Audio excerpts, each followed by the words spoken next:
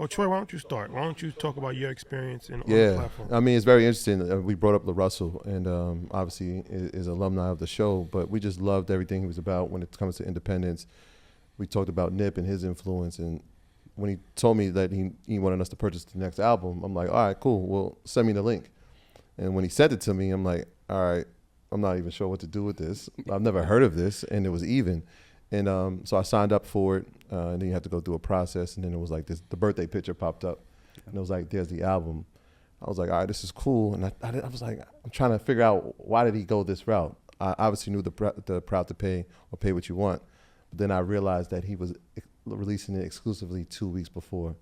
And then I realized, oh, wait, so this is what the fans get. And then you're getting emails about special releases, and then there's special videos that he sent, and I'm like, oh, I get this process. And so now every time he drops an album, I get updated prior to it going to streaming platforms. Exactly. And so it becomes, I would equate it to like in the sneaker world, like copping the Jordans 2 weeks before they came out. Yeah. This is like copping the music and having access to it 2 weeks before it came out, before it goes to pennies on the dollar.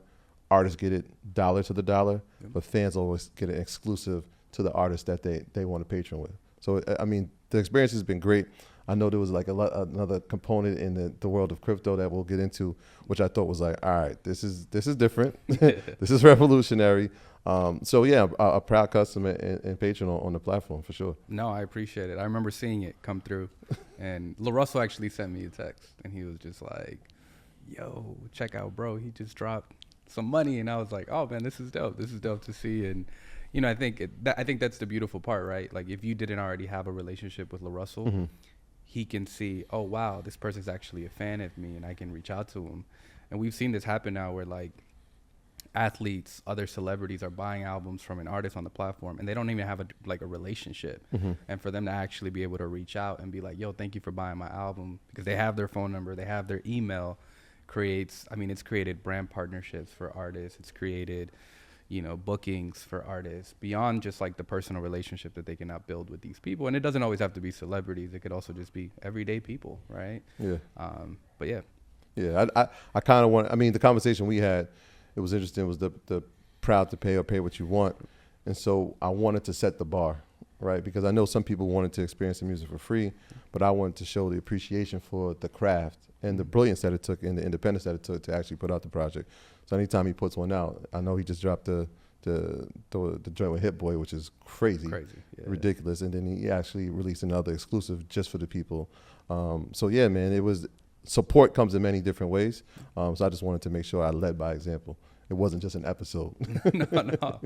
No, that's amazing. And I think that's part of the ethos, right? With Even, we're not just targeting the everyday fan, right? We're targeting anyone who, whether you want to just support the artist, you want to support the mission, right? I think LaRussell, I think a lot of his releases are always around like, I want to do, you know, he buys out the cafe, Momo's Cafe, once a year, and you know that when you're buying an album, you're supporting a bigger cause. But it's not always that. Sometimes it's just an artist. For example, we did a release with Kyle recently, who has like a pretty massive, super, you know, fan base. Mm-hmm. And his fans just wanted to listen to the music today, right? So we found the data showing that we have different motives of why people are coming to Even. Sometimes it's, you know, just supporting a friend. Sometimes it's, I love this artist and I want it now. Mm-hmm. So, yeah. So, all right. So, how did this start? Like, what's the backstory of how you actually got started doing it? I've been working in music for 12 years. So I came up as a engineer, producer, turned manager. Two of my classmates in high school were incredible artists. One of them went on to sign to Yo Gotti during our junior year of high school, which was really like my first exposure to the music industry at that level, beyond just like us making music in a basement. And then my senior year of high school, I started managing another one of my classmates. His name was Ishtar. And then that took me on the road for 6 years. I graduated in May of 2012 from high school, and then we were on the road till 2018.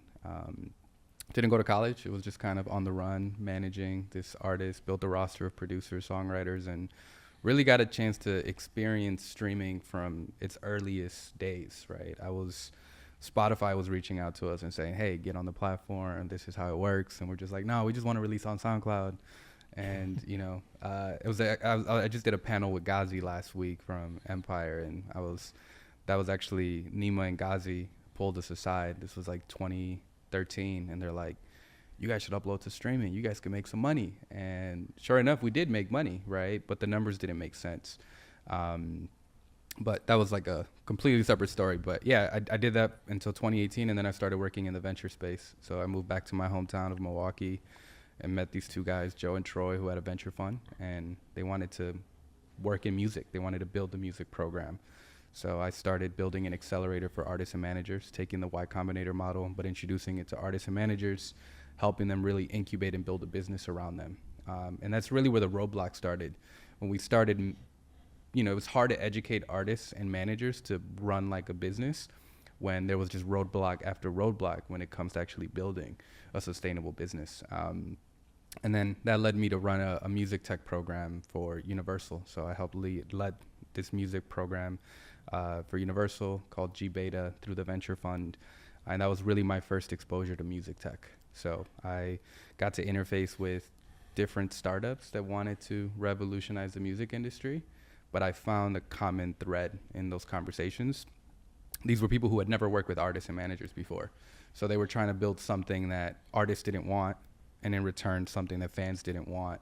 And then, yeah, I just got tired of it one day, and I was just like, look, guys, I got this idea, and I pitched the venture fund, and they loved it, and they wrote me a check to start building Even. So this was February of 22.